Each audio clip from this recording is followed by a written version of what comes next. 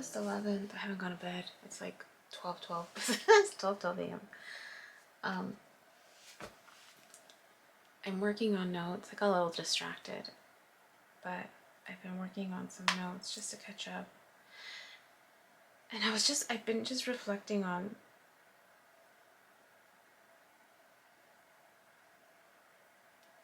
this awareness with how there are some people who I can see, who I have these dreams about, right?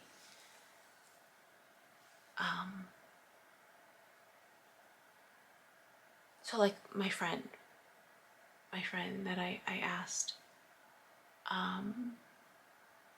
to help me, and I proposed, what I had proposed, and he needs to check on the equipment that he has just to see, and I told him, I said, if you can't do it, you can't do it. I don't know what your schedule looks like. I don't know in terms of your time availability.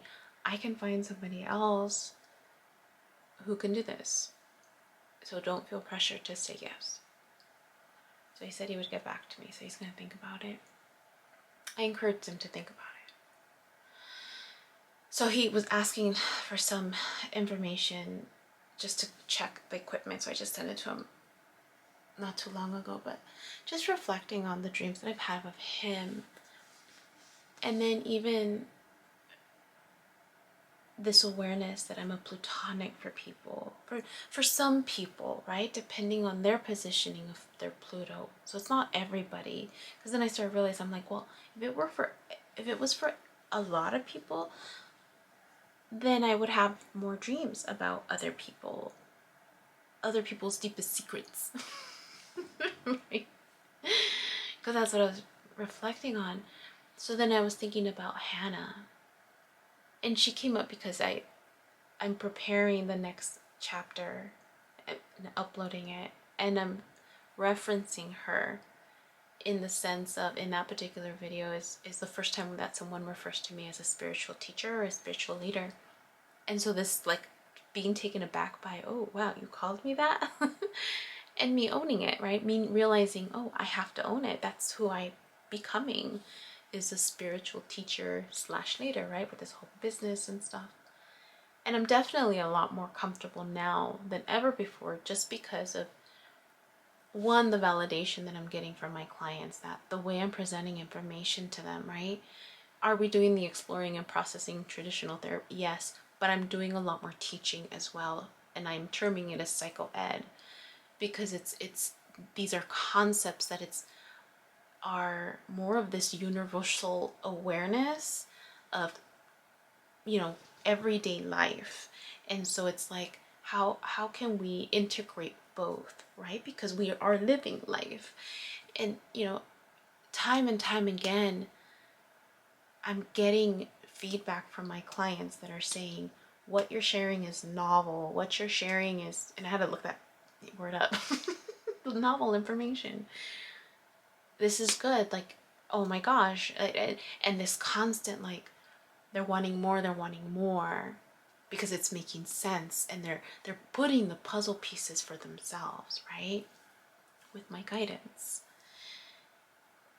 And so, and I'm learning from them, right? As I'm presenting information, they're challenging me without even realizing it. They're challenging me to find another creative way to break apart the information, right? That's the Gemini part in me. Right? Being able to break apart information in a digestible manner.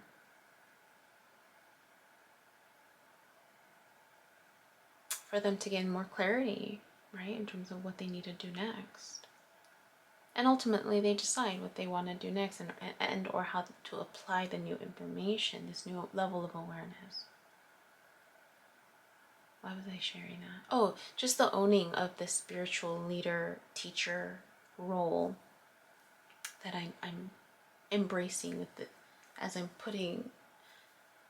getting the support that I need in outlining it. And he asked really good questions that I hadn't thought about. But I have the skeleton. I have the skeleton of what I'm looking for in terms of level of support and help, because I also want to honor his time. So anyways, I was thinking about Hannah because of that video, and how I had more dreams about her along with this person from my past. Jose, you, if you're watching, right? Jose Jesus Cisneros. And the overlap with some of those dreams, and the familiarity of that cycle with you when I was trying to connect with you, that like right before I asked for space, where I couldn't, when I told you I couldn't do this anymore because you were always busy, you always had something to do, right? And we would schedule a time to connect, and you were just so depleted because of, you know, every other responsibility that you had was just consuming you so much, so that there was just no time. You had no reserves. I was getting your bare bones, right? And the shutting down that I felt when I tried to speak up, that was the familiarity that I got with Hannah.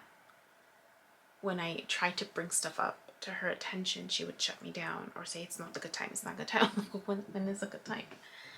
So anyways, I was just reflecting on this new information about Plutonic,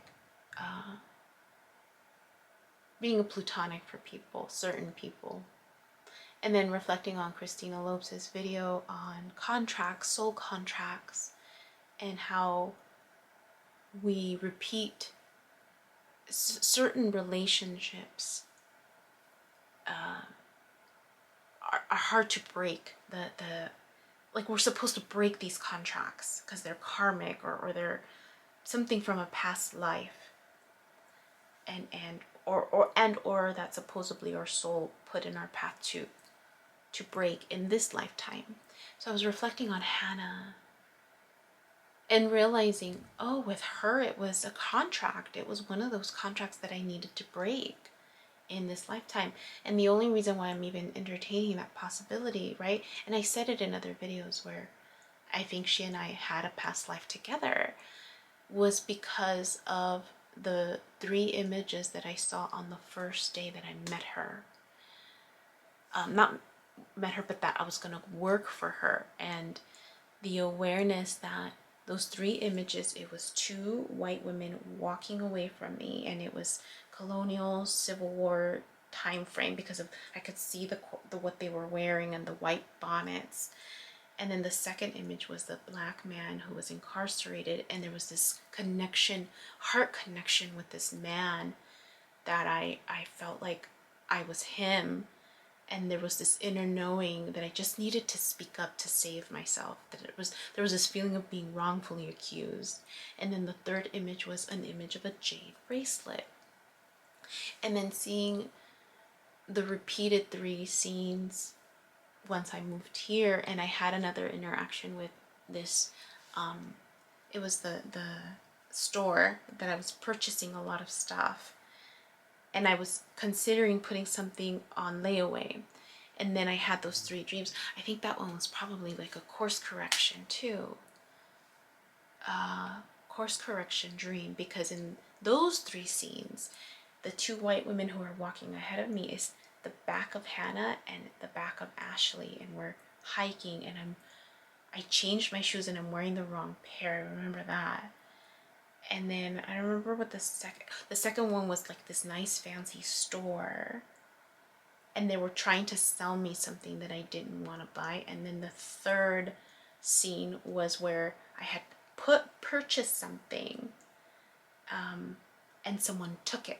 Someone had taken it, and I felt the sting that I got taken advantage of. And then what I ended up doing after that video was the initial plan for that layaway item. I actually canceled it. I was just like, no, why do I feel like I'm gonna repeat something, was what I remember saying to myself after. I didn't record on that. I remember saying to myself, why does it feel like I'm gonna repeat something? And it had to do with a layaway thing, and that was the only interaction that I had that had some type of connection to the dream. So I thought, oh, that hurts. It almost seems like I'm not getting what I paid for. And then I had to, so it almost felt like it was a course correction, like, be careful, you're gonna repeat something similar. And instead I changed it. I remember calling them up or texting them like, hey, I know I said I was gonna do a layaway starting today, but I'm changing my mind. I can't afford it. I'm not gonna do it. And then just realizing that with Hannah, a lot of the dreams that I've had were deep dreams about things that I needed to heal with her, and how she kind of kept popping up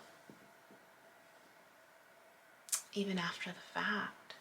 So I just thought that was interesting. I don't think I made the connection, or maybe I alluded to it, but never really owned it, that her and I may have had a contract that we needed to break in this lifetime, you know? And that was our purpose for the chapter in our lives, you know? Because I know I really triggered her, and she really triggered me. You know, we both mutually triggered each other. Yeah. Yeah, that's interesting. That's all. Just a realization.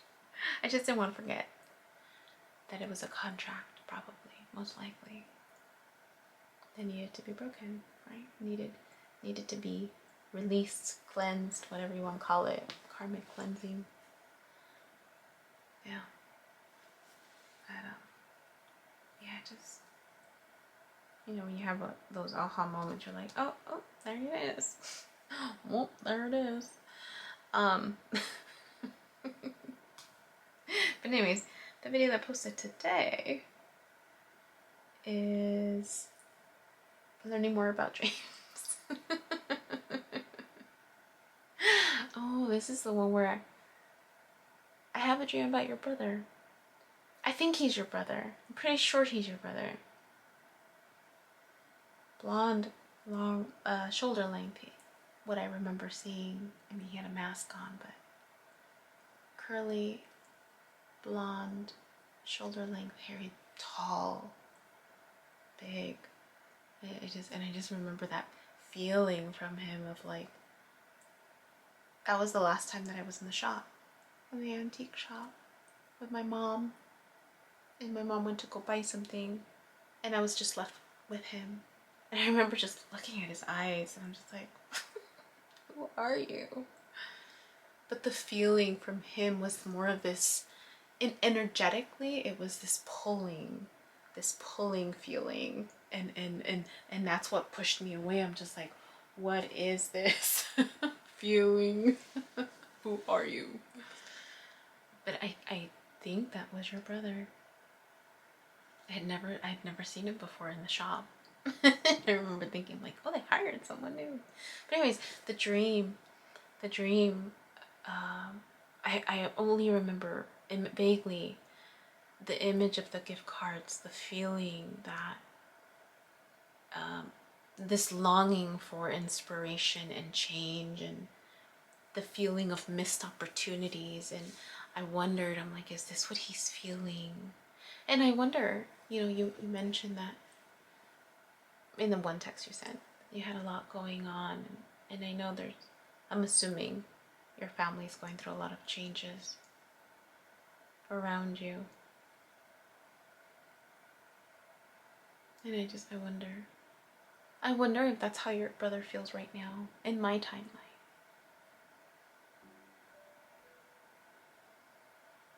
And then I just somehow picked up on his energy, I guess. I don't know. Yeah. Okay. That's all. Bye. Hey you, my name is Yubi and I use she, they pronouns, and you've just finished watching a clip from my video diary entries where I'm documenting my healing journey as I learn how to navigate my spiritual awakening. I have learned that this experience and process is unique to each and every one of us in whatever way we are embracing living our truth. This just happens to be my journey. And despite me having a graduate degree and a license in clinical social work, this by no means is intended to replace any type of formal mental health advice. This is just me on a personal level, shedding light on the truth that I am learning and discovering for myself as these experiences unfold, and really inviting you along for the ride. Please know that there is a time gap between when these videos post and my real timeline, and also that these clips build upon each other similar to chapters in a book. So if you find yourself lost or confused, feel free to click on the playlist section or the link below, where you can jump around, check out the other chapters, and or catch up. Also, please know that you're more than welcome to check out my website, www.youbecominghealed.com, where I've gathered all of this information, my background, experience, and education to create online self-paced courses to help you on your healing journey wherever you are. You're also more than welcome to check out my other YouTube channel at You Becoming Healed, where I've entertained a podcast, including clips from these courses so that I can make this content accessible to more and more people. Please click like, subscribe, and share this content so again it reaches more people, with the hopes that other people will resonate and connect with the healing journey and the stories shared so that they don't feel alone in their own process. I thank you in advance. I'm grateful to you, and I wish you well.